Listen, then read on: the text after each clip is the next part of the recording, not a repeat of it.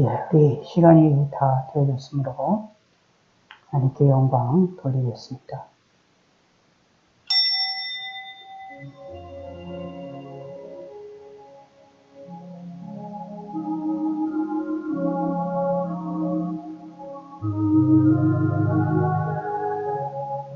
하나님이여 내게 은혜를 베푸소서. 내게 은혜를 베푸소서. 내 영혼이 주께로 피하되 주의 날개 그늘 아래에서 이 재앙들이 지나기까지 피하리이다. 아멘.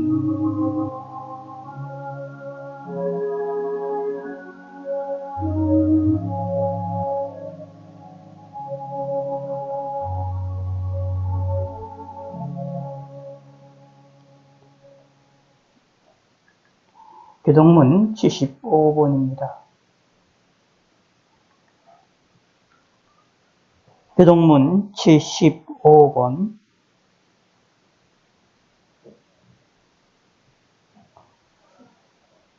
그러므로 내가 너희에게 이르노니 목숨을 위하여 무엇을 먹을까, 무엇을 마실까, 몸을 위하여 무엇을 입을까 염려하지 말라.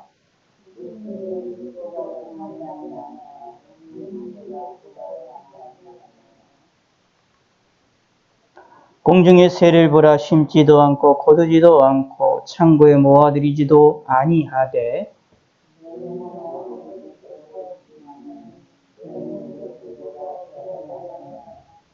너희 중에 누가 염려함으로 그 키를 한 자라도 더할 수 있겠느냐? 들의 백합화가 어떻게 자라는가 생각하여 보라. 그러므로 염려하여 이르기를 무엇을 먹을까, 무엇을 마실까, 무엇을 입을까 하지 말라.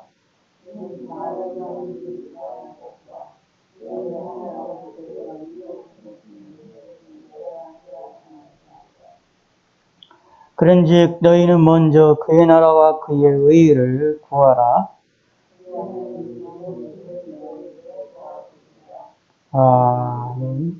사도신경의 내용으로 살아계신 하나님께 우리의 신앙을 고백하시겠습니다. 전능하사 천지를 만드신 하나님 아버지를 내가 믿사오며 그 외아들 우리 주 예수 그리스도를 믿사오니 이는 성령으로 잉태하사 동정녀 마리아에게 나시고 본디오 빌라도에게 고난을 받으사 십자가에 못 박혀 죽으시고 장사한 지 사흘 만에 죽은 자 가운데서 다시 살아나시며 하늘에 오르사 전능하신 하나님 우편에 앉아 계시다가 되려서 산자와 죽은 자를 심판하러 오시리라. 성령을 믿사오며 거룩한 공예와 성도가 서로 교통하는 것과 죄를 사하여 주시는 것과 몸이 다시 사는 것과 영원히 사는 것을 믿사옵나이다. 아멘. 하나님 말씀 누가복음 10장 1절에서 12절까지 말씀입니다. 누가복음 10장 1절에서 12절까지 말씀입니다. 그 후에 주께서 따로 70인을 세우사 친히 가시려는 각 동네와 각 지역으로 둘씩 앞서 보내시며 이르시되 추수할 것은 많되 일꾼이 적으니 그러므로 추수하는 주인에게 청하여 추수할 일꾼들을 보내주소서 하라. 갈지어다 내가 너희를 보냄이 어린 양을 이리 가운데로 보낸과 같도다.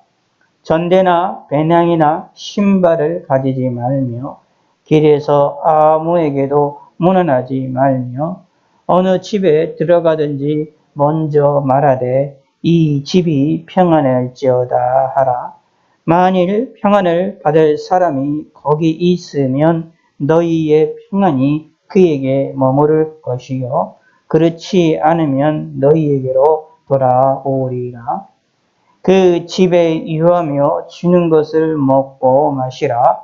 일꾼이 그 삭을 받는 것이 마땅하니라. 이 집에서 저 집으로 옮기지 말라. 어느 동네에 들어가든지 너희를 영접하거든 너희 앞에 차려놓은 것을 먹고 거기 있는 병자들을 고치고 또 말하기를 하나님의 나라가 너희에게 가까이 왔다 하라. 어느 동네에 들어가든지 너희를 영접하지 아니하거든 그 거리로 나와서 말하되 너희 동네에서 우리 발에 묻은 먼지도 너희에게 떨어 버리노라. 그러나 하나님의 나라가 가까이 온 줄을 알라 하라. 내가 너희에게 말하노니 그날에 소돔이 그 동네보다 견디기 쉬우리라.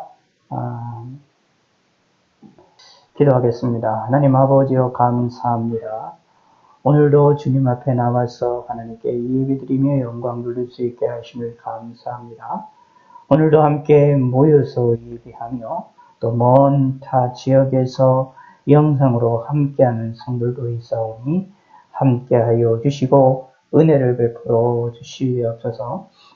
우리가 함께 모여 자유롭게 마음 편하게 하나님께 예배할 수 있는 날이 속히 올 수 있도록 하나님이 은혜를 베풀어 주시었고 이 전염병의 이 어려움과 이 근심과 이 고통과 이 환난의 날이 속히 종식이 될 수 있도록 함께하여 주시옵소서.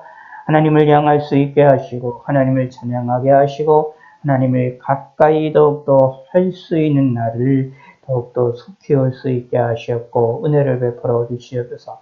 또한 하나님께 간구드리옵니다. 이 어려운 날에 이 환난의 시기에 이 전염병의 이 재난의 시기를 우리가 통과하며 지나갈 때에 우리가 지치지 않게 하시고 우리가 낙심하지 않게 하여 주시고 우리가 하나님을 잊어버리지 아니하고 하나님을 의지할 수 있도록 하나님이 함께 하시었고 은혜를 베풀어 주시옵소서.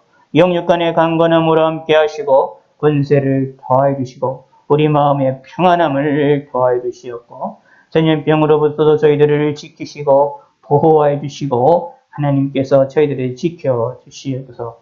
우리의 삶을 지키시고 보호하여 주시옵소서. 전염병뿐만 아니라 우리의 육체를 고생을 하게 하는 각종 질병으로부터도 우리를 지키시고 보호하여 주시고 은혜를 베풀어 주시옵소서. 요즘에는 감기가 들기가 쉬운 그런 계절입니다. 감기에도 들리지 아니하도록 도와주시고 우리의 육체가 건강하며 강건할 수 있게 하여 주시고 더욱더 우리 가운데에 우리의 마음이 중요하오니 우리 마음의 평안함을 더하시고 은혜를 베풀어 주시옵소서. 우리가 마음의 평안함으로 하나님을 바라볼 수 있게 하시고 평안함으로 이 세상을 살 수 있도록 하나님이 인도하시고 하루하루의 삶을 지켜 주시옵소서. 호흡하며 음식을 먹으며 맛있게 하나님 앞에서 음식을 우리 먹을 수 있는 저희들을 하나님께서 은혜를 베풀어 주심을 감사를 드립니다. 우리의 삶에 건강을 주셔도 감사를 드립니다. 우리의 모든 것들을 함께 하시고 은혜를 베풀어 주시고 계속해서 백신을 맞고 있고 백신을 또 맞아야 될 성들이 있사오니 하나님의 백신도 무사히 맞게 하시고 부작용이 일어나지 아니하도록 도와주시고 더욱더 어려운 일들이 벌어지지 아니하도록 함께 하시옵고 이 백신으로 인하여 전염병으로부터 조금도 멀어지게 하시고 보호함을 받을 수 있도록 하나님이 인도하여 주시고 함께 하여 주시옵소서. 이 나라의 민족을 긍휼을 베풀어 주시고 이 나라의 민족이 주님을 바라보며 하나님을 의지할 수 있게 하시고 잘못된 모든 죄악들을 용서하시고 우리나라의 국민들의 모든 잘못된 죄악과 악들을 용서하시었고 믿음의 사람들의 죄악들을 용서하여 주시옵소서. 이 나라를 향한 하나님의 진노의 성길을 거둬가 주시고 용서하여 주시고 은혜를 베풀어 주시고 대통령과 비정대로가 모든 국회의원들과 사회 지도자들이 하나님 앞에 회개하게 하여 주시고 바른 지도자들이 설 수 있게 하시고 회개하며 기도하는 지도자들이 선 세워질 수 있도록 하나님이 은혜를 베풀어 주시옵소서. 하나님의 모든 걸 주님께서 함께 하시고 이 나라의 민족을 긍휼을 베풀어 주시옵고 특별히 세계 만방 곳곳에 있는 믿음의 사람들을 지켜주시옵소서. 전염병으로 인하여 고난을 당하며 고통을 당하며 하나님께 예배드리지 못하는 교회들도 많이 있고 예배드리지 못하는 성도들도 많이 있사오니 그들을 위로하시고 그들의 심령을 하나님께서 어루만져 주셔서 속히 모여 예배드릴 수 있도록 하나님 인도하시고 이 전염병으로 인하여 교회 문이 닫히는 교회들이 없도록 하나님께서 은혜를 베풀어 주시고 하나님께서 지켜주시고 재정을 하나님께서 물질을 공급하여 주시고 삶들을 하나님께서 지키시고 보호하여 주시옵소서. 뿐만 아니라 전염병 아니라도 여러 가지 핍박과 어려움과 고통을 당하고 있는 많은 교회들이 있습니다. 어려움을 당하고 있는 교회들을 핍박을 당하고 있는 교회들을 생명의 위협을 당하고 있는 성도들을 지키시고 보호하여 주시고 예수님의 이름으로 지금도 순교하는 자들을 하나님께서 지키시고 위로하여 주시고 함께하여 주시고 그들의 이웃과 그들의 교회들을 하나님께서 위로하여 주시옵소서. 북한에 있는 우리 민족도 국류를 베풀어 주시고 불쌍하오니 하나님 함께 하시고 그들 가운데 마음껏 예수님을 믿으며 하나님을 섬기는 날이 속히 하루라도 속히 임할 수 있게 하여 주시고 지금 이 순간도 숨어서 하나님을 섬기고 있는 믿음의 북한에 있는 우리의 동족들을 국류를 베풀어 주시옵고 은혜를 베풀어 주시옵소서. 그들이 하나님만을 온전히 섬길 수 있는 날이 속히 다가올 수 있도록 은혜를 베풀어 주시옵소서. 하나님 아버지 예수님이여 감사드립니다. 우리 마음에 감사가 넘쳐나게 하시고 우리의 심령에 하나님을 의지하는 마음을 갖게 하여 주시옵소서. 감사드리오며 예수님의 이름으로 기도드렸습니다. 아멘.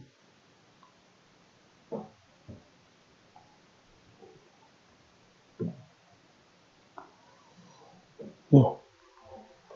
오늘은 누가복음 10장 1절에서 12절까지의 말씀입니다. 오늘 이 본문은 우리가 앞서서 12사도들을 예수님께서 보내시는 그런 장면이 나오는데 이 9장 1절에서부터 6절까지 우리 함께 보도록 하겠습니다. 9장 누가복음 9장 시작. 예수께서 12제자를 불러 모으사 모든 귀신을 제어하며 병을 고치는 능력과 권위를 주시고 하나님 나라를 전파하며 앓는 자를 고치게 하려고 내보내시며 이리시되 여행을 위하여 아무것도 가지지 말라. 지팡이나 배낭이나 양식이나 돈이나 두버릇을 가지지 말며 어느 집에 들어가든지 거기에 머물다가 거기서 떠나라. 누구든지 너희를 영접하지 아니하거든 그 성에서 떠날 때에 너희 발에서 먼지를 떨어버려 그들에게 증거를 삼으라 하시니 제자들이 나가 각 마을에 두루 다니며 곳곳에 복음을 전하며 병을 고치더라. 아멘. 이 말씀에 대해서 사실상 확장판이라고 볼 수 있는 것이 오늘 누가복음 10장에 있는 이 말씀입니다. 예수님께서 이제 12사도만 보내지는 것이 아니라 이제 70인의 제자들, 예수님을 따르던 사람들 가운데에 70인을 따로 세우셔서 그들을 둘씩 함께 움직이도록 그렇게 하게 하시는 것을 보내시는 것들을 살펴볼 수 있습니다. 그래서 이제 둘씩 보내셨다라는 것은 서로 의지하며 움직일 수 있게 했다라는 이야기들이 나오는데, 그래서 각 동네와 각 지역을 다니게 하시면서 하셨던 말씀이 오늘 10장 1절서부터 계속해서 16절까지가 내용이 나오는데, 9장에 나와 있는 내용들을 예수님께서 조금 더 이제 이것은 구체적으로 이야기하고 있는 내용들이다 라는 말씀을 우리가 함께 살펴보길 원합니다. 오늘은 이제 1절부터 12절까지는 오늘 이 시간에 보고, 그리고 13절부터 뒤에 이제 20절까지 돌아오는 사건, 70인이 돌아오는 사건 20절까지는 저녁에 우리가 함께 보도록 하도록 하겠습니다. 예수님이 이 사건을 통해서 우리에게 알려주신 사건이 무엇인지 우리가 살펴볼 텐데, 이 말씀 우리가 이해를 하실 때에 우리가 좀 주의 있게 보셔야 되는 부분들이 있는데, 이 당시에 좀 문화들을 조금 이해하실 필요가 있고, 이 본문을 우리에게 바로 직접적으로 적용하기가 조금 힘든 부분들도 있음도 우리가 살펴볼 수 있습니다. 그러나 이 속에 담겨 있는 원리들은 우리들에게 동일하게 적용된다라고 보시면 우리가 되겠습니다. 이 당시 우리가 이제 문화들을 조금 이해를 하시는 것이 필요한데, 예수님께서 둘씩 보내셔가지고 각 지역들에 이제 복음을 전하도록 하게 하시는 사건이 나왔습니다. 오늘날에는 이제 도시와 도시들의 경계가 많이 우리나라 같은 경우들은 이제 많이 이제 사라져 있는 그런 경우들이 있는데, 옛날에는 도시라든가 또는 마을이라든가의 경계가 사실 명확할 수밖에 없었습니다.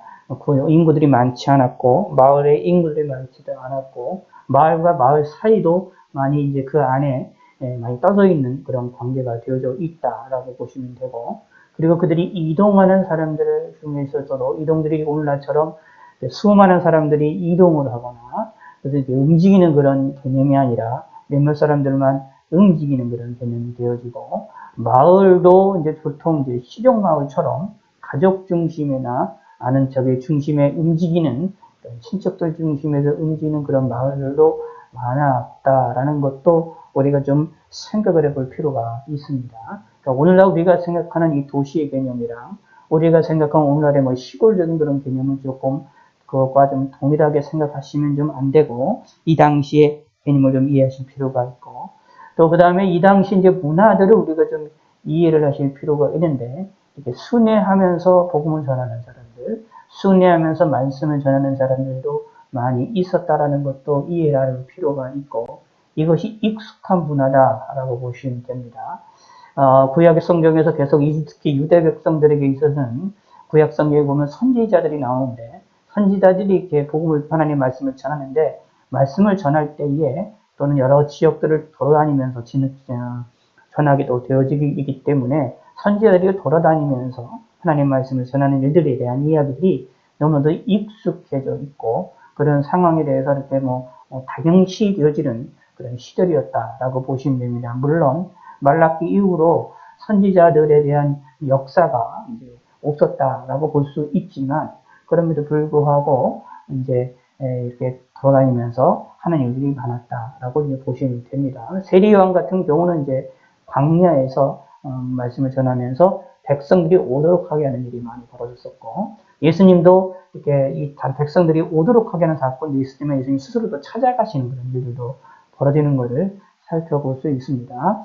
그리고 또 이 당시의 문화 가운데 하나가 학자들이 이야기를 하면 사람들이 만나서 이제 인사하고, 서로 이제 만나서 인사해서 한참 동안 길거리에서 만나면 오랫동안 이야기를 하기도 하고, 또 집안에서 많이 사람들을 이렇게 나그네들을 대접하는 문화들도 많이 있다라고도 얘기하는데, 나그네를 대접하는 문화와 이런 길거리에서 우리 함께 움직이는 것들은 성경의 통화에서도 우리가 잠시 유추해 볼 수 있는, 이 당시의 문화를 유추해 볼 수 있는 그런 내용들이 나옵니다.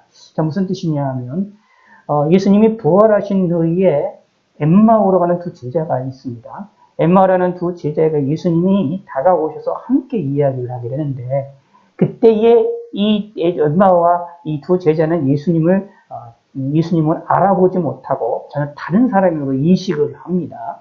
그런 다른 사람으로 인식을 하는데 모르는 사람으로 인식한단 말입니다. 모르는 사람이 인식하는데도 불구하고 같이 오랜 시간 걸어가면서 이야기를 하고, 그리고 예수님이 떠나려고 할 때 이 엠마오 두 제자가 예수님을 붙잡아서 같이 식사를 하려고 하는 그런 모습들을 살펴볼 수가 있습니다. 이게 무슨 뜻이냐면, 이 당시에 문화라고 보시면, 우리들은 걸어가면서나 사람들 많을 때에 길거리에 가서 버스 타는 사람들, 전철 타는 사람들, 길거리 가는 사람들 만나서 이야기를 하고 말을 한다. 우리나라 현대의 우리들의 문화에서는 이것이 상당히 힘들고 어려운 그런 시절이지만, 이 당시의 이 문화 속에서는, 유대인들의 문화에 비해서는 이게 되게 지극히 아주 자연스럽고 그리고 당연시되는 문화였다라고 보시면 됩니다. 그럴 수밖에 없는 것이, 먼 거리 마을과 마을을 우리가 이동할 때도 걸어가는 수단이 많았기 때문에 걸어가고 움직이는 것이 많은데, 그것도 마을과 마을 사이의 거리도 멀었고, 그리고 그 걸어가는 사람도 많지 않았기 때문에 사람들이 만나게 되면 자연스럽게 만나서 이야기를 하거나, 동양 사람들을 만나면 더욱더 이야기를 하고 반갑게 움직이는 것은 당연할 거다. 그러므로 모르는 사람들도 같이 이야기하는 것도 당연한 문화였을 것이다. 그 다음에 또 하나 대접을 하는 문화들이 있었습니다. 이것은 뭐 이제 구약 성경 이제 그 모세 오경에서부터 저희 족장 시대에서부터 쭉 내려오던 이야기인데, 아브라함 같은 경우에서도 사람들을 대접을 하지요. 대접을 하다가 천사들을 대접을 하게 되는 일이 벌어지게 되는 것을 살펴볼 수 있고, 롯도 이제 자신의 저기를 대접을 하다가 소돔과 고모라를 멸망시키는 천사들을 이제 대접을 하게 되는 일들이 벌어지게 됩니다.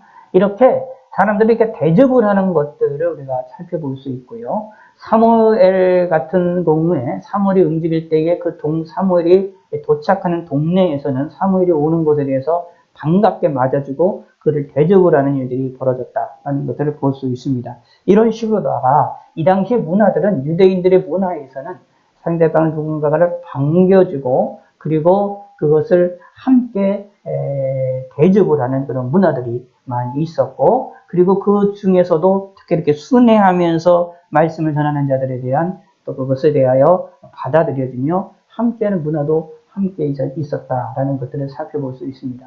그리고 동시에 거기에서 이제 마을이 있었을 때에 한 마을의 집 안에 들어가서 그 집 안에서 하나에서 거절을 하게 되면 사실은 어떤 의미로 보면 그 마을 전체가 그 나그네를 거절하게 되는 그런 것처럼 이해가 되어지게 되는 아주 그런 일들이 벌어졌기 때문에 상당히 이제 오늘날로 얘기하면 공동체적인 그런 것이 끈끈하고 그리고 마을의 하나의 시대에 묶여져 있는 것이 강력한 그런 시대였다라고 보시면 됩니다. 종교적으로도 그렇고요, 사회적으로도 그렇고, 문화적으로도 그렇고, 마을 단위로 상당히 끈끈하게 묶여져 있고 연결이 되어져 있는 그런 모습들을 살펴볼 수 있습니다. 물론 로마의 지배받는 이 시절에서 로마에 의해서 좀 큰 도시들이 있었고 큰 도시들이 생겨났고 예루살렘과 같이 또는 다른 지역들처럼 큰 도시들도 있었지만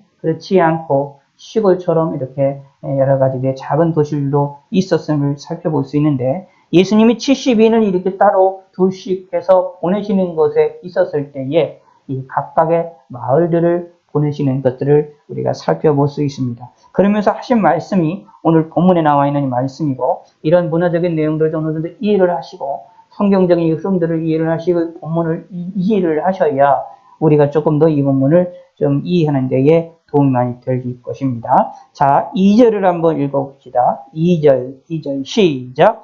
추수할 것은 이르시되 추수할 것은 많되 일꾼이 적으니 그러므로 추수하는 주인에게 청하여 추수할 일꾼들을 보내주소서라.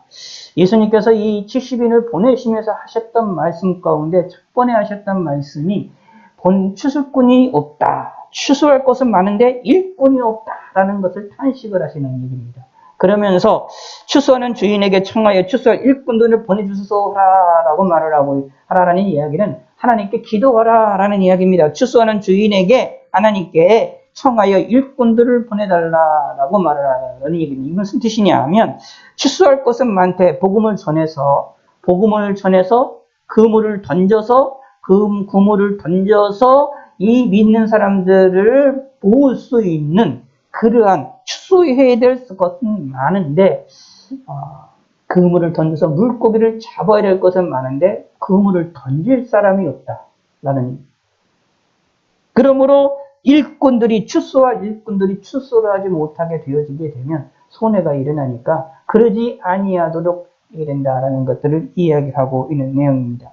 이 말의 이 의미는 이 70인을 보내시면서 이런 말씀을 하시는 것이니까 70인의 이들의 중요성, 자신들이 얼마나 중요한 일을 감당하고 있느냐라는 것들을 깨닫기를 원하시는 말씀이었고, 또 이것을 기억하며 살아야 될 것을 우리에게 알려주고 있는 말씀이 되어지기도 합니다. 우리들도 우리 주위에 추수할 것은 많되 일꾼이 적다라는 그런 의미도 생각을 해보시기를 부탁을 드리고, 추수할 일꾼을 보내주소서라고 기도하면서 동시에 그 안에 나도 포함을 하고 있다라고 기도하시고 생각을 하시기를 부탁의 말씀을 드리겠습니다. 추수할 것은 많대라는 말은 구원받을 사람들이 아직도 많다라는 것입니다. 자, 성경을 통해서 볼 때에 누가 구원받을지 누가 구원받지 못할지 성경에서 예정론을 이야기하는데, 근데 그건 우리가 알 수가 없습니다. 인간이 알 수가 없어요. 인간이 누구는 구원받고 누구는 구원받지 못하고, 그러므로 누구는 구원받을 사람이니까 누구에게는 복음을 전하고, 누구는 구원받지 못하게 되니까 그냥 그들에게는 복음을 전하지 아니하고, 이런 식으로다가 우리 스스로가 결정해서, 내가 결정해서 복음 전할 사람과 구원받을 사람과 구원받지 못할 사람을 내가 결정을 한다라고 한다면, 그거는 내가 하나님이 되는 겁니다. 내가 신이 되어버리는 겁니다. 내가 하나님 위치에 올라서게 되는 것입니다. 그거는 하나님을 모욕하는 행동이라고 보시면 됩니다. 하나님께 거대한 죄악을 짓는 일입니다. 이런 예정론을 잘못 알고 있는 것이고, 하나님의 말씀을 잘못 알고 있게 되어지는 일입니다. 우리는 알 수가 없습니다. 누가 구원받고 누가 구원받지 못할 것은 우리는 알 수 없어요. 오직 누구만 아십니까? 하나님만 아십니다. 그러므로 뭐 되느냐? 추수할 일꾼들은 추수하기 위해요, 그물을 던지기만 하면 되는 겁니다. 그물을 던진다라는 이야기를 할 때는 내가 누구와 구원받을지 우리는 알 수 없으나, 내 주위에 있는 모든 사람들이, 내가 던져지는 그물들에 의해서 걸리는 모든 사람들이 구원받을 사람인 줄로 믿고 구원 사람인 줄로 알고 복음을 전하는 그러한 지혜로운 사람이 되어야 된다라는 이야기입니다. 하나님께 맡기고 하나님께 의지하고 나아가는 성도가 되어야 될 것을 말을 하고 있습니다. 그러면서 말합니다. 3절에 갈지어다. 보내달라고 말하면서 갈지어다 라고 말합니다. 그러므로 누구냐? 이 추수와 일꾼을 보내주소서라고 얘기했는데, 결국은 갈지어다 라고 말을 하므로 바로 가는 자들, 이 70인들이 바로 추수와 일꾼들이다. 이 부족한 것들을 채우는 자들이다 라는 것들을 이야기를 합니다. 사실 이것도 중요한 의미를 가지고 있습니다. 70인들을 보내는 것. 이제 흔히들 이거 가지고 예수님께서 70인을 훈련을 시키셨다, 그런 의미로도 우리가 이해를 하고 그렇게 말을 할 수도 있지만, 또 하나 중요한 것이 있습니다. 그게 뭐냐면, 자, 하나님 나라 일을 이야기를 하고 귀신을 쫓아내면서 하나님 나라의 일을 전파하는 일에 있어서 예수님이 홀로 행하시는 일에 있어서는 제한이 있습니다. 예수님이 이 땅에 오셨을 때에, 예수님이 하나님이신데 하나님이 인간으로 이 땅에 오셨을 때에 예수님이 신성의 능력을 그대로 완전하게 모든 사람이 드러내 보이면서 오신 게 아니잖아요. 그분은 하나님이 분명한 사실이고, 하나님이라는 것을 종종 하나님의 신성을 우리에게 드러내 보이시지만, 그러나 완벽한 인간으로 이 땅에 오셨습니다. 그러므로 예수님이 완벽한 이 땅에 오셨기 때문에, 예수님이 갈릴리 지역에 있었으면, 예수님의 몸이 갈릴리 지역에 있었으면 예수님은 어디에 없었느냐? 예루살렘에 없습니다. 그러므로 예수님을 통하여 복음이 전파는 예수님이 다 돌아다니게 되거든요. 육체를 가진 예수님이 다 돌아다니게 되는데, 그 짧은 시절에, 짧은 시간 안에 모든 이들에게, 모든 지역과 모든 마을에 다 돌아다니면서 이야기한다라는 것은 힘들고 어려운 일이 되어집니다. 그러므로 무엇을 하느냐? 72인을 보내심을 통하여서 본인이 예수님이 하시지 못하는 일들을 이들에게, 72인에게 대신 위임하여서 그들을 보내시게 함을 통하여서 예수님에 대해서 알게 하는, 하나님 나라의 일을 알리게 하는 놀라운 사건이 되었다라는 얘기입니다. 그래서 그러므로 단순하게 70인을 교육을 시키는 것만이 아닙니다. 뭘 통하냐? 70인을 통하여서 복음이 전파가 되어지도록 하게 하시는 조금 더 적극적인 의미를 가지고 있다라는 이야기입니다. 자, 그럼 그렇다는 얘기는 잘 생각해 보셔야 됩니다. 성경에 종종 보면 예수님이 하나님 말씀을 전하실 때에 예수님을 보고 사는 수많은 사람들이 예수님께 쫓아오거든요. 그러니까 수많은 사람들이 예수님께 나오거든요. 산상수훈 같은 경우에 보고 나면 많은 사람들이 예수님께 쫓아오잖아요. 그리고 예루살렘에 입성하시게 될 때도 많은 이들이 쫓아오게 되고 예수님을 환영하게 되는 것들을 보고 예수님을 따라 움직이는 모습이 나타나게 되어지는 것을 볼 수 있습니다. 자, 이런 모든 것들을 가만히 생각을 해보면, 예수님은 홀로 말씀 전하시고 여러 큰 기적을 벌이셔서 소문이 퍼져서 움직이는 것도 있지만, 동시에 이 70인을 예수님께서 보내셔서 이들을 통하여서 복음을 전하시게 하셨던 것을 통하여 예수님에 대한 소식들을 알리게 하는 것을 통하여서 그런 일도 벌어진다라는 것들을 기억해 보실 필요가 있다라는 이야기입니다.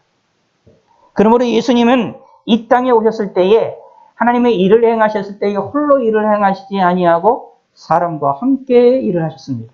사람을 사용하셨습니다. 사도들과 함께, 지시빈들과 함께, 제자들과 함께 하나님의 일을 행하셨습니다. 성경에 의하면 하나님께서는 하나님의 일을 행하실 때에 하나님께서 사람을 들어 사용하신다는 것을 명확하게 들어서 이야기를 하고 있음을 성경에서는 이야기를 하고 있습니다. 하나님께서는 우리를 들어서 쓰십니다. 하나님은 우리를 사용하여서 하나님의 뜻을 이루기를 기뻐하신다라는 이야기입니다. 오늘은 이 내용을 우리가 깊이 생각을 해야 됩니다. 그런데 그러므로 우리는 뭐가 되느냐? 어떤 의미로 보면 우리는 하나님께로부터 선택을 받아 하나님께로부터 보내심을 받은 자들입니다. 어디를 향하여? 세상을 향하여. 방식들은 다양한 방식이 있습니다. 각 교회의 직분을 따라서 다양한 방식으로 그것이 나타나지만 그러나 다양한 방식으로 나타난다 할지라도 근본적인 것은 동일합니다. 어떤 것은요? 세상을 향하여 보내심을 받은 자들이다 라는 이야기입니다.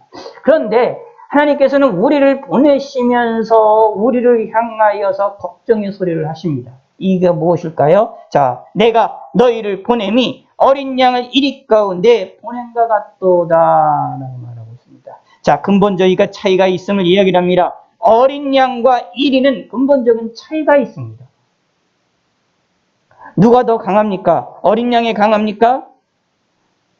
이리들이 강합니까? 보통 그 어린 양이라고 표현을 하면 보통 성경에서는 예수님을 상징하는 용어로 많이 사용을 합니다. 요한계시록에 보도 예수님을 어린 양으로다가 묘사를 좀 많이 하고, 이은즉슨 이 어린 양이라는 이 개념은 번제 하나님께 제사를 드릴 때에 어린 양을 잡아서 드렸던, 제물을 드렸던 것을 이해하여서 예수님을 향하여서도 어린 양이라고 묘사를 많이 합니다. 그런데 오늘 본문은 여기서 예수님을 이야기하는 게 아니라 여기는 말 그대로 어린 양처럼 이리 가운데 믿음의 사람들, 여기 70인을 어린 양으로 예수님이 비유를 하고 있는 내용들입니다. 이게 무슨 뜻이냐 하면 약한 것과 강한 것을 강조를 하고 계시는 것입니다. 어린 양이다라는 얘기는 약한 존재라는 이야기고, 일이라는 이야기는 강한 존재라는 이야기입니다. 강하고 교활하고 교회에 아주 개교를 피는 그러한 존재라는 이야기입니다. 그러나 어린 양은 순진하고 순결하고 그리고 약한 존재라는 것을 상징하는 개념이다 라는 이야기입니다. 이것은 예수님이 우리를 향하여 걱정하시는 이야기면서 동시에 우리를 향하여서도 분명하게 알도록 하게 하시는 것입니다. 우리가 맞닥뜨려야 될 존재는, 이 세상은 어떤 세상이냐 하면 이리 가운데 있는 것과 같다. 이 세상은 이리 가운데 있는 것과 같다. 우리가 세상 속에서 삶을 살아나가는 것은 어린 양이, 다시 말하면 힘없는 자들이 이리 가운데에 살아나가는 것과 같다라는 얘기입니다. 마치 이게 무슨 뜻이냐면, 예수 믿게 되어지면 예수님으로 말미암아서 하나님 안에서 어떻게 되면 부드러워집니다. 새로 태어났다. 그러니까 성경에 뭐라고 표현하고 있느냐면, 요한복음에 의하면 우리가 예수님을 영접하게 되면 우리가 하나님 자녀가 되는 권세를 얻게 된다라고 말하고, 자녀가 되는 권세를 얻게 된 사람들은 어떤 사람이냐 하면 사실은 어떤 사람이냐면 중생한 사람, 거듭난 사람이라고 얘기를 합니다. 태어난 사람이라고 얘기합니다. 다시 새롭게 태어난 사람입니다. 내 영혼이 새롭게 태어난 사람입니다. 그럼 새롭게 태어났다라는 이야기는 살아있다라는 이야기입니다. 살아있다라는 이야기는 민감하게 되는 것을 이야기를 합니다. 어린아이들과 같이. 그러니까 예수님께서 우리의 신앙을, 믿음의 우리들의 삶을 마치 무엇으로 비유했느냐 하면, 이 세상에서 어린아이들이 태어나는 것과 같은 어린아이와 같은 존재들이 우리 신앙인들이라고 예수님께서 묘사를 하고 있는 것이라고 보시면 됩니다. 그러면 예수 믿는다라는 것은 사실은 어떻게 되면 우리가 어떤 의미로 보면 약해진다라는 거라고 볼 수 있어요. 연약해지는 사람들이라고 볼 수 있습니다. 예수 믿는 것으로 통하여서 우리는 주님 안에서 강한 사람이 되어지지만, 동시에 어떤 이유로 보면 부드러워지고 연약한 자가 되어지는 것이다 라는 이야기입니다. 그러면 이 어린 양들이, 다시 말하면 연약한 자들이 이리 가운데 보냄을 받았으니 예수님께서도 걱정을 하시잖아요. 예수님께서도 걱정을 하시니까 우리도 걱정할 수밖에 없는 상황입니다. 자, 그럴 때에 우리가 무엇이 필요하느냐 하면 하나님의 도우심이 필요하다라는 것입니다. 하나님의 도우심이 필요하므로 무엇을 하자? 하나님을 의지를 해야 된다라는 이야기입니다. 우리는 연약한 자로서 이리 가운데 보내심을 받은 자들이기 때문에, 이리 가운데 삶을 살고 있는 자들이기 때문에 우리는 무엇을 이루느냐 하면 하나님을 의지해야 됩니다. 이리와 어린 양이 싸우면 누가 이기느냐? 100% 이리가 이깁니다.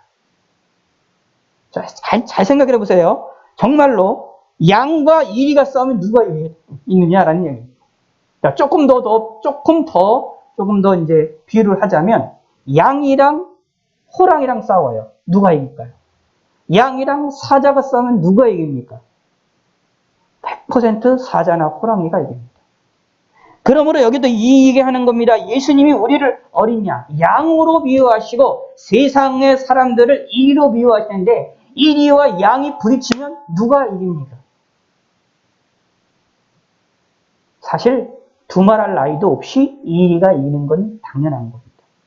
그래서 예수 믿는 사람들이 세상과 부딪히고 세상과 싸우고 세상과 움직일 때는 항상 질 수밖에 없는 구조를 가지고 있습니다.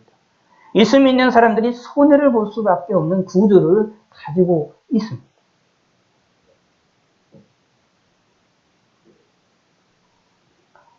억울하게 고통을 당할 수밖에 없는 구조라는 이야기입니다. 그럼 억울한 일을 당하면 화가 나고 분노가 일어나고 답답함이 일어나게 되지 않습니까? 그러면 어떻게 해요? 우리가 살 수가 없어요. 평안하게 살 수가 없습니다. 억울한데 어떻게 우리가 100번 싸우는데 생각을 해보세요. 100번을 싸우는데 100번을 맨날 져요. 스포츠 경기를 생각해 봅시다. 우리나라 대표단 축구 선수들이 외국에 가서 국제 대항을 할 때마다 계속 진다고 생각을 해보십시오. 계속 지면 우리가 답답하고 힘들고 축구에 대해서 응원을 하지 않게 됩니다. 우리들도 세상의 이리들과 싸우게 되면 우리들도 100% 질 수밖에 없습니다. 그러면 우리도 답답하고 짜증이 나고 화가 나고 실망하고 낙심함이 일어날 수가 있게 되어집니다. 그때 무엇을 해야 됩니까? 어떻게 해야 됩니까?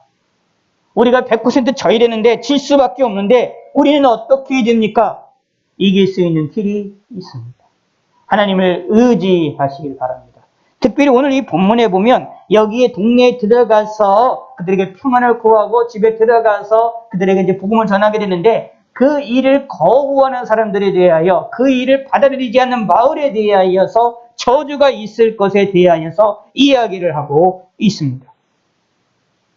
11절에 보시기 바랍니다. 너희 동네에서 우리 발에 묻은 먼지도 너희에게 떨어 버리노라. 그러나 하나님 나라가 가까이 온 줄을 알라 하라. 내가 너희에게 말하느니 그날에 소돔이 그 동네보다 견디기 쉬우리라 라고 말합니다. 그러면서 여기서 70인들에 대하여 거부한 사람들, 하나님의 나라에 대한 복음을 전하는 이 사람들에 대하여 예수님께서 보냄을 받은 사람들을 거절하는 사람들에 대하여 진노가 있을 것을 이야기를 합니다. 이렇게 예수님이 복음을 전하는 자들에 대하여 거부하는 자들이 생겨날 수도 있다라는 이야기입니다. 이리들이 있다라는 이야기입니다.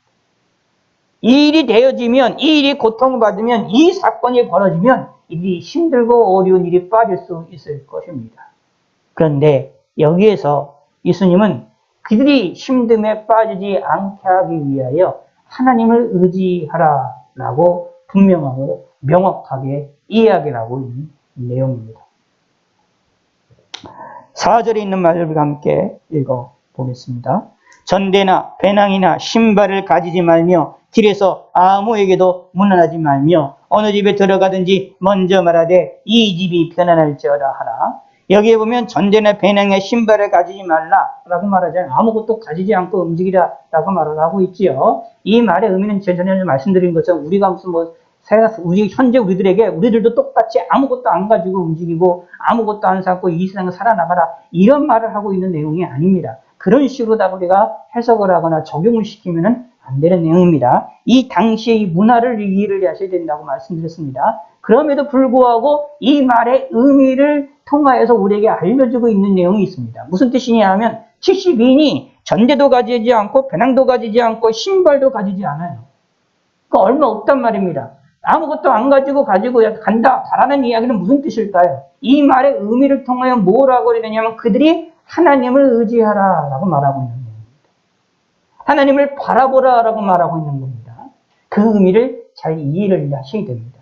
이것은 오늘날 저와 여러분들에게 동일하게 적용이 되는 말입니다. 우리들도 하나님을 의지를 해야 됩니다. 우리는 이리 가운데 살고 있는 사람들인데 우리는 이리 가운데 살고 있는 사람으로 이리와 싸우다 보면 100% 질 수밖에 없는 게 우리들입니다. 근데 여기에서 내가 상처를 안 받고 내가 승리하기 위해서는 하나님의 도우심이 필요합니다. 하나님이 나와 함께 하신다는 것을 알아야 됩니다. 그러므로 하나님을 의지하라는 이야기입니다. 하나님을 의지하기 위해서 전대나 배낭에 신발을 가지지 말라라고 말하는 겁니다. 다시 말하면 이들이 가지고 있는 전대나 배낭의 신발을 가지고 여기에 의지하여서 그들이 복음을 전하는 일에 여기에 의지하여 움직이지 말고 무엇을 하느냐? 다시 말하면 이렇게 생각할 필요가 있어요. 조금 더. 이 당시에 이제 대접하는 문화가 많았다고 얘기했잖아요. 자, 생각을 한번 해봅시다. 상상을 우리가 좀 해볼 필요가 있는데, 어떤 사람이 내 집에 이렇게 들어옵니다. 그래서 날 들여와서 그래서 그 대접을 하려는데, 그 사람이 옷이나 신발이나 배낭이, 옷이나 이런 것들이 좋은 옷을 입었어요. 화려한 옷을 입었어요. 자, 그래서 이제 오늘날은 이제 뭐 요즘에는 그런 것들이 좀 많이 좀 약화가 돼서 그러는데 예전에는 옷도 재산이었습니다. 잘 알고 계시는 것처럼 오늘날에도 뭐 이제 돈 비싼 뭐 몇백만 원짜리 뭐 몇천만 원짜리 옷이 있는데 그런 것 같은 경우는 그 옷도 재산이 되어지지만 요즘에는 이제 일반 일상적으로 입는 옷들이 이제 좋은 옷들이 많아가지고 그걸 못 느끼지만 예전에는 일상적인 옷도 재물입니다. 그래서 이제 여리고성을 함락을 했을 때에 이스라엘 백성들이 여리고성에 있는 것을 어떤 사람이 이제 그걸 훔칠 때에 그것도 이제 옷을 훔치는 것을 볼 수 있거든요. 왜냐하면 옷이 재산이 됩니다. 이게 무슨 뜻이냐 하면 옷에 의하여서 옷을 좋게 입느냐 아니면 옷을 나쁘게 입느냐에 따라서 그 사람의 신분이나 그 사람의 경제력이 확연하게 드러나게 됩니다. 그래서 이제 야고보서에 보면 성도들이 교회를 올 때에 좋은 옷을 입고 오는 사람들에게는 좋은 자리에 앉히고 나쁜 옷을 입고 온 사람들은 좋지 않은 옷을 입고 있는 사람은 교회에 안 좋은 자리에 앉히는 그런 행동들에 대하여서 그 행동들에 대해서 강력하게 경고를 합니다. 그거는 경건이 아니다라고 참된 경건의 삶이 아니다라고 강력하게 경고를 합니다. 외모로 사람을 판단하는 것은 잘못된 일이라는 것을 강력하게 경고하는 것이 야고보서에 나옵니다. 이 말의 의미를 잘 생각하실 필요가 있습니다. 이 당시에도 이 어떤 나그네가 와서 어떤 사람들이 와서 자신들 집에 머무르려고 할 때에 좋은 옷을 입고 좋은 신발을 신고 좋은 전대를 가지고 움직이면 훌륭한 사람이다. 아니면 높은 사람이다. 지위가 있는 사람이다 생각해서 그 사람을 잘 대접을 하게 될 거 아닙니까? 당연한 거죠. 사람의 심리는. 대접을 하더라도 그 사람의 옷이 꾀재재한 옷을 입고 있는 사람이라면 대접을 함에 있어서 그 사람에 있어서 대접을 한다는 데 있어서 이렇게 어떻게 무시하게 하는 일들이 벌어지지 않겠습니까? 이런 문화를 생각하면 이런 상황을 생각해 보신다면 생각을 해보세요. 여기에 70인이 복음을 전하러 가는 데에 전대나 배낭의 신발을 좋은 것들을 가지고 간다고 생각해 봅시다. 그럴 때에 어떤 일이 벌어지겠습니까? 자신이 입고 있는 전대, 자신이 가지고 있는 전대, 배낭, 신발, 이 옷을 의지하고 사람들에게 나아가려고 하는 일이 벌어지지 않겠습니까? 예수님께서는 그것을 방지하시는 것입니다. 그렇게 하지 말라고 말하는 거예요. 뭘 하느냐? 하나님을 의지해야 될 것을 이야기를 합니다. 70인들이 이리 가운데에 힘없는 자들이, 힘없는 양들이 이 가운데에서 다가가고 살아갈 때에는 하나님을 의지해야 된다라는 얘기입니다. 저와 여러분들이 이 세상을 살아나갈 때에는 누구를 의지해야 되느냐 하면 하나님을 의지해야 된다라는 것입니다. 자, 그런데 여기 보시기 바랍니다. 아무에게도 모난하지 말며 라고 말하고 있는데 여기에 보면 이렇게 말하고 있어요. 여기에 9절에 보면 이렇게 말합니다. 거기 있는 병자들을 고치고 또 말하기를 하나님 나라가 너에게 가까이 왔다 하라 라고 말하고 있잖아요. 하나님 나라가 가까이 왔다라고 복음을 전하기 위해서 70인을 전하는데 길거리에서 만나는 사람들을 그들에게 무난하지 말라라고 말을 하고 있어요. 뭔가 맞지 않는 것처럼 느껴져요. 무난하면서 복음을 전할 수도 있는데 그렇지 않게 얘기를 해요. 사람이 길거리에 만나서 이렇게 이야기하고 무난 인사하고 막 그런 것들을 많이 하는데 그런 것들을 하지 말고 어떻게 되느냐 하면 집에 먼저 들어가라 라고 먼저 말씀하고 계시는 것을 살펴볼 수 있습니다. 자, 그 말은 좀 이해를 하려면 여기를 좀 보는 것이 필요해요. 자, 5절을 읽어봅시다. 시작. 어느 집에 들어가든지 먼저 말하되 이 집이 평안할지어다. 이 집이 평안할지어다. 또 집에 들어가면 평안에 대한 인사를 하라고 말합니다. 근데 우리들도 사실 우리가 평안에 대한 인사를 해야 돼요. 사람들에 대해 누구든지 만나는 사람들에 대하여 평안에 대한 인사를 해야 돼요. 그러면서 말합니다. 6절을 시작. 만일 평안을 받을 사람이 거기 있으면 너희 평안이 그에게 머물 것이요 그렇지 않으면 너희에게 돌아오리라. 아멘. 이것 때문에 그렇습니다. 자, 우리가 다른 이들에게 평안을 구하는데 그 평안이 그 사람이 받을 만한 사람이면 그들에게 그걸 아멘하고 그 사람이 받으면 그 평안이 그들에게 임하지만 그 사람이 그것을 거절을 하면 그 평안이 나에게 돌아올 것이다 라는 얘기입니다. 그러므로 다른 이들에게 평안을 구하는 것처럼 복된 행동이 없습니다.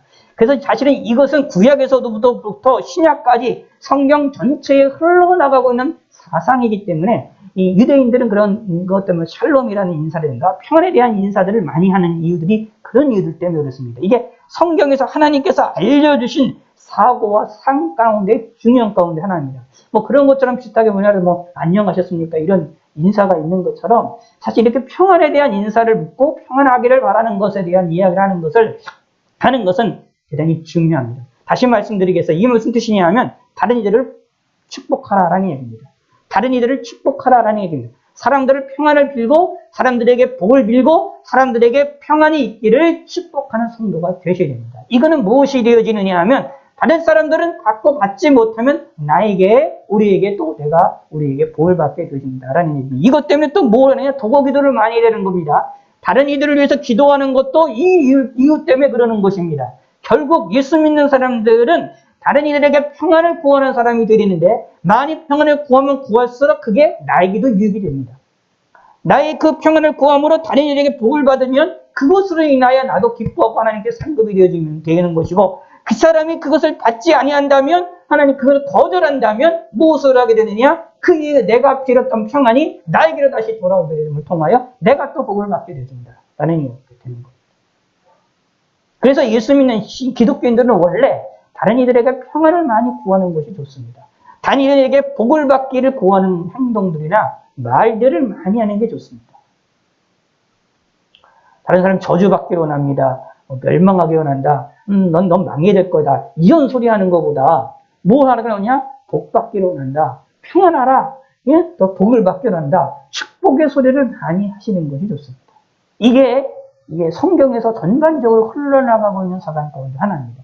그 예수님께서 동일하게 그런 말씀을 하시는 거예요. 자, 그런데, 이 말을 한 집에 가가지고 이 말을 하면, 요 말이 단순하게 평안을 강구하고 평안에 대한 안부 인사만이 아니에요.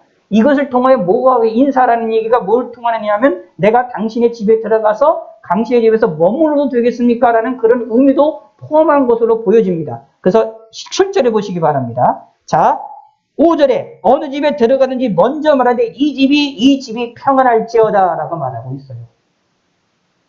근데 사실 이 집이 평안할지어다 라는 얘기를 하고 있으면 70인이거든요. 70인은 누구 대신 보냄을 받은 사람이냐 하면은 예수님을 대신해서 보냄을 받은 사람이기 때문에 이들이 평안할지어다 하는 것은 예수님의 이름으로 평안할지어다 라고 하는 거예요. 근데 이 일에 대하여서 7절에 보면 그 집에 유하며 주는 것을 먹고 마시라 라고 말하고 있어요. 그 말에 무슨 집에 들어가서 평안할지어다라고 인사하는 이 말의 의미는 이 문화 속에서는 단순하게 평안합니다. 평안하길 바랍니다. 라고 인사하는 그렇게 축복하는 그런 내용으로만 끝나는 것이 아니라 상대방에게 내가 당신의 집에 머물러서 내가 당신의 집에서 머물러서 대접을 받으면서 내가 거기에서 복음을 전하기를 원하십니까? 라는 것을 허락을 구하는 것이라고 보시면 됩니다. 그러니까 그 일에 허서 유역을 하면 거기서 먹고 마시면서 지내라는 얘기입니다. 이 집 저 집으로 옮기지 말고 그 말에서 이 집 저 집으로 옮기지 말고 그 한 집에서 있어서 그 집으로부터 그 집안으로부터 대접을 받으라. 이게 무슨 뜻이냐면 여기로 하면 일꾼이 그 삭슬 받는 것이 마땅하다라는 얘기입니다. 그래서 이 일꾼은 하나님의 복음을 전하는 자들은 그 집에서 삭슬 받는 것이 좋다. 그래서 요것 때문에 이제 오늘날의 교회들에서 목회자들이 교회에서부터 사례비를 받는 이유들이 이런 이유들 때문에 그런 겁니다. 하나님께서도 일꾼이 그 삭슬 받는 것이 마땅하니라라는 이 원리가 하나님께서 예수님 분명히 말씀하셨기 때문이다 라는 이야기입니다. 하나님께서 이것을 원하시는 원리라는 이야기가 되는 것입니다. 그런데 그 집에 한 집에서 유하며 먹고 마시라 라고 말하고 있습니다. 그걸 통하여 뭔 얘기를 했냐면 그 집이 복을 받을 수 있도록 행해야 될 것을 분명하게 또 이야기라는 것을 볼 수 있습니다. 자, 그렇다는 얘기는 잘 보셔야 됩니다. 이 이야기를 이해할 필요가 있어요. 자, 그러므로 길에서 아무에게나 문안하지 말며 라는 말은, 이 문안한다 라는 말은 길에서의 아무에게나 문안한다 라는 이야기는 여기서는 단순하게 길에서 만나서 인사해서 안부를 믿고 평안하시라고 이야기하는 그런 정도의 문안이 아니라 길에서 아무에게나 문안한다라는 얘기, 집안에 드리기를, 그 집이 평안한 집에 들어가서 그 집이 평안할지어다 말하는 것처럼 그 집에서 내가 머물기를 원한다라는 것처럼 길에서 만나는 사람들에게 나가 그 집에 들어가기를 원합니다라고 말을 하지를 말라. 그런 의미라고 이해를 하시면 됩니다. 그냥 길 안에서 아무에게도 문안하지 말라라는 말이 길에서 만나는 사람들에게 막 인사하지도 말고 말하지도 말라 이런 얘기가 아니라 그 사람들, 길에서 만나는 사람들을 통해서 집을 찾아 들어가지 말고 그냥 마을에 들어가서 그 지역에서 마을의 집에서 아무 집에 들어가서 거기 유하기를 청하라는 이야기입니다. 이 당시에 문화는 이게 가능했던 문화예요. 말에 들어가가지고 집에 가가지고 내가 여기서 머물기를 원한다라고 요청을 할 수 있는 문화가 있었고 그 요청을 상대방은 받아들일 수 있는 문화들이 있었고 또 거절하기도 했었고 이런 식의 문화들이 있었다라고 보시면 됩니다. 그래서 한 집에서 그 집에서 머물면서 그 집을 통하여 계속해서 복을 받기를 원하고 그 집도 하나님께서 복을 받기를 하나님께 원하다. 그런 식으로 얘기한다라는 이야기입니다.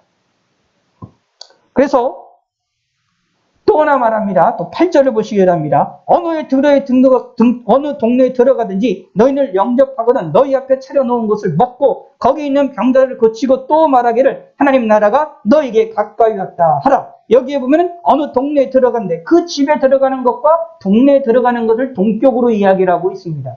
그러므로 한 집에서 들어가고 받아들이는 것은 동네 전체가 받아들였다라고 이해를 한다라고 보시면 됩니다. 다시 말씀드리면 이걸 아까 말씀드렸던 건 초기에 말씀드렸던 것 이 당시의 문화들 중에 작은 마을들은 우리나라 옛날에 마을이 됐잖아요. 시력 중심에서 움직여가지고 똘똘 뭉쳤던 것을 이해를 하실 필요가 있습니다. 그러므로 한 집에서 받아들였다라는 이야기는 그 집 안에서만 받아들이는 게 아니라 그 마을 전체가 받아들이는 것으로 이해를 하시면 됩니다. 한 집에서 움직이는 것은 집 안에 움직이는 것은 집 안으로 끝나는 것이 아니라 그 마을 전체에 움직이는 그런 모습들이 나오는 것들을 살펴볼 수 있지 않습니까? 이런 식의 마을이 강한 지역들에서는 이제 이렇게 복음이 들어가기도 힘들지만 한번 복음이 들어가면 그 마을 전체가 다 복음이 들어가고 복음을 인하여서 회심하게 되는 일이 또 쉽게 벌어지게 되는 그런 일이 벌어지게 되기도 합니다. 이 당시에는 이런 문화들이 있었다라는 얘기입니다. 자, 중요한 것은 이 일을 통하였던 이렇게 하시는 것을 통하여 뭘 원하시느냐 하면 자, 한 집에 가서 그 집에 복이 계속해서 임하게 하고 그것도 이 70일로 대접을 받게 하는 게 삭을 받고서 대접을 받게 하게 하는 것뿐만 아니라 중요한 것은 이 일을 통하여 하나님 나라를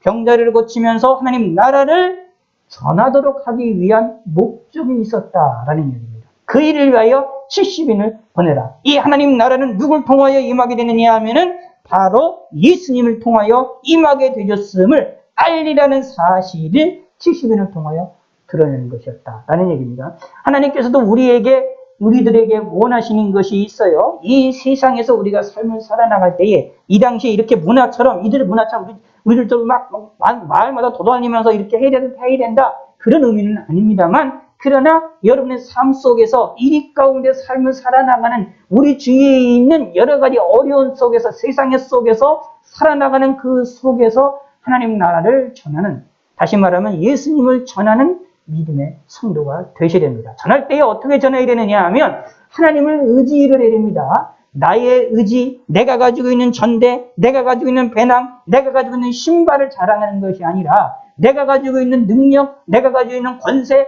내가 가지고 있는 지혜를 자랑하는 것이 아니라 하나님을 의지하고 하나님을 바라보고 하나님의 이름으로, 예수님의 이름으로 그 예수님을 의뢰함으로 전하는 믿음의 성도가 되셔야 됩니다. 그래야 세상을 이길 수가 있다라는 얘기입니다.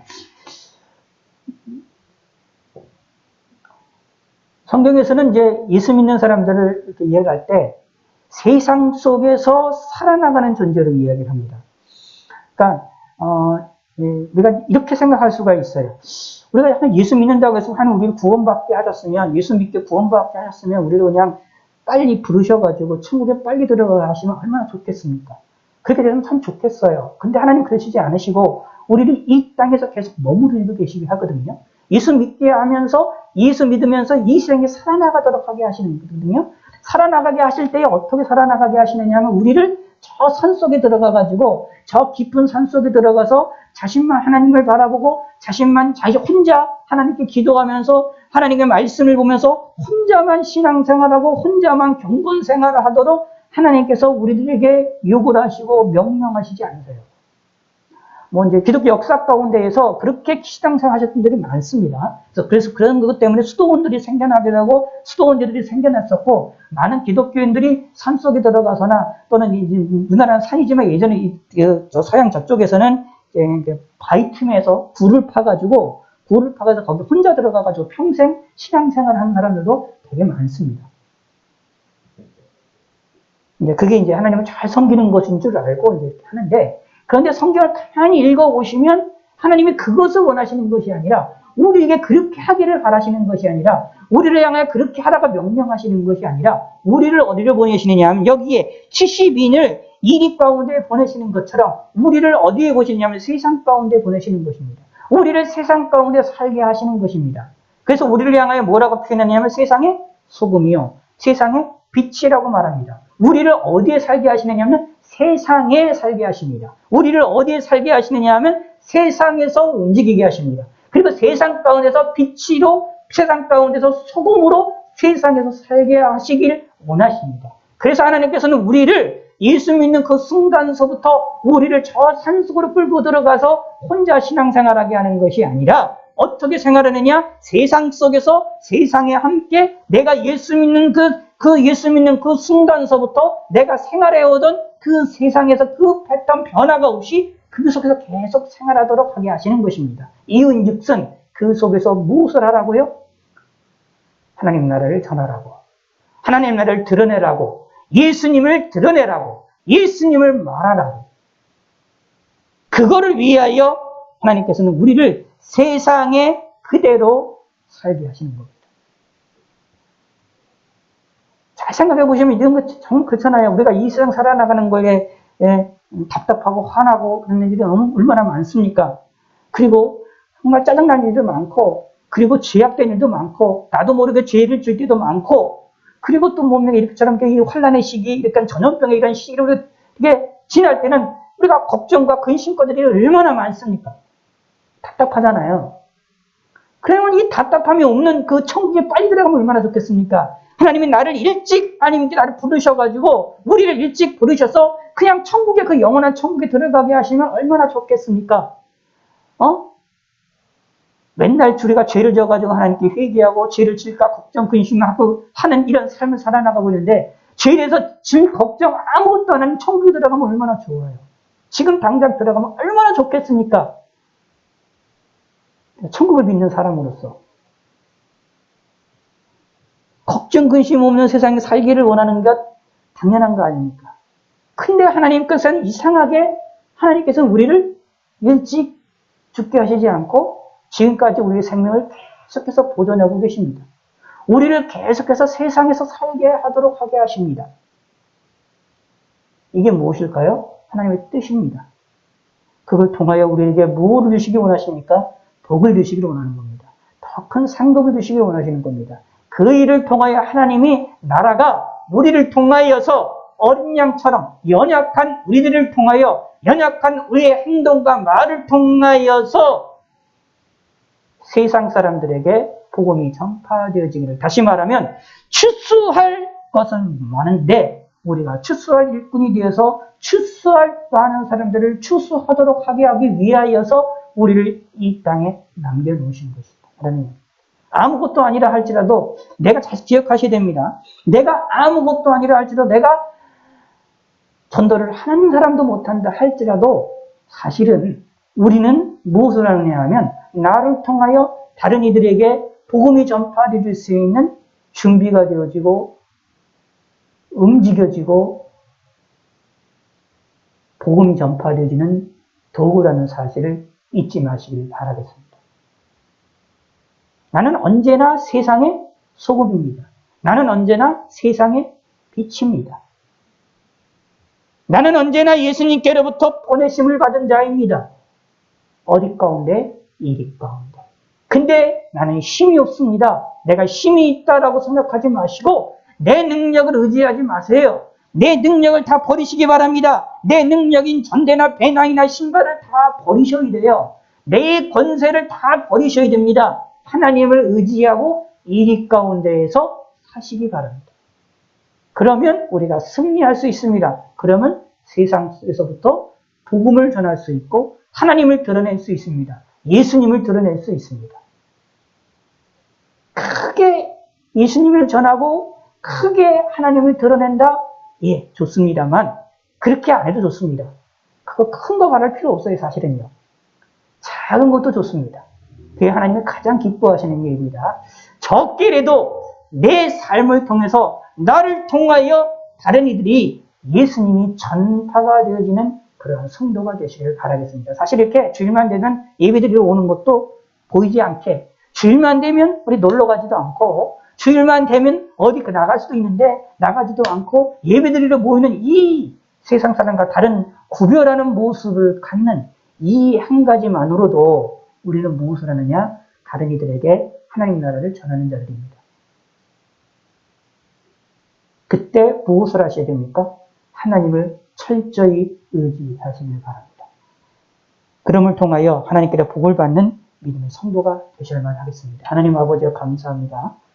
오늘은 하나님께서 우리를 이 땅에 보내셨음을 알게 하시고 깨닫게 하시고 우리가 하나님을 항상 의지하고 예수님을 의지하고 의뢰하면서 이 세상을 살아나가야 된다는 것을 우리가 깨닫게 하여 주시옵소서. 감사드립니다. 영광 받아주시고 예수님의 이름으로 기도드렸습니다. 아멘.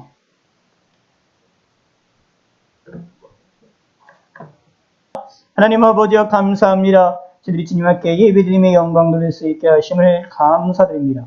어렵고 힘든 가운데서도 모일 수 있게 하심을 감사드립니다. 또 힘들게 마스크를 쓰며 안면 마스크를 쓰면서도 함께 예배할 수 있게 되어짐을 하나님께서 공유를 베풀어 주시고 힘들게 예배드리는 저들의 정성을 주님께서 받아 주시옵소서. 저들에게 복을 내려주시고 은혜를 베풀어 주시고 함께 하여 주시옵소서. 오늘 귀하게 예물 드렸습니다. 11정과 감사 예물로서 하나님께 예물 드리오니 하나님께서 붙들어 주시고 인도하여 주시고 주일원금으로 예배드린 이 예물들을 하나님께서 받아 주시옵소서. 함께 하시고 은혜를 베풀어 주시고 저들이 이 세상을 살아나가는 데에 어려움이 없도록 은총을 베풀어 주시옵소서. 예수님의 이름으로 기도드렸습니다. 아멘.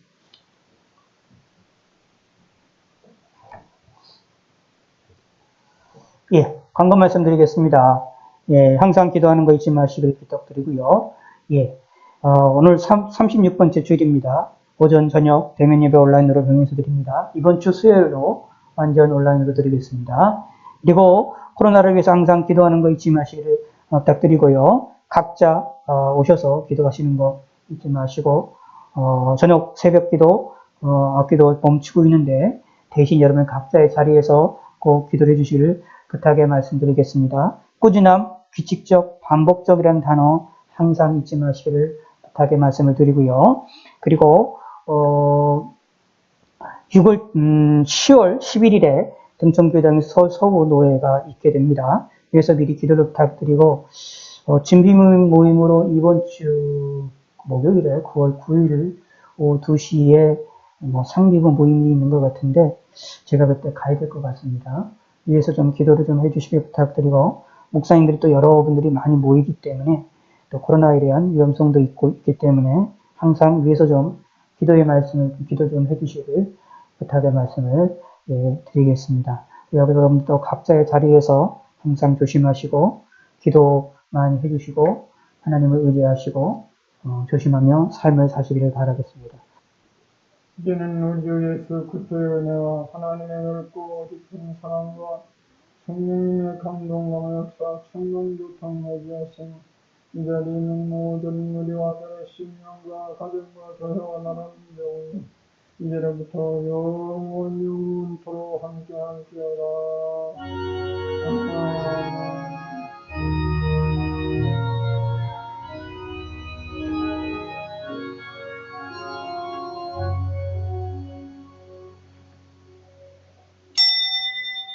이것을 마치겠습니다.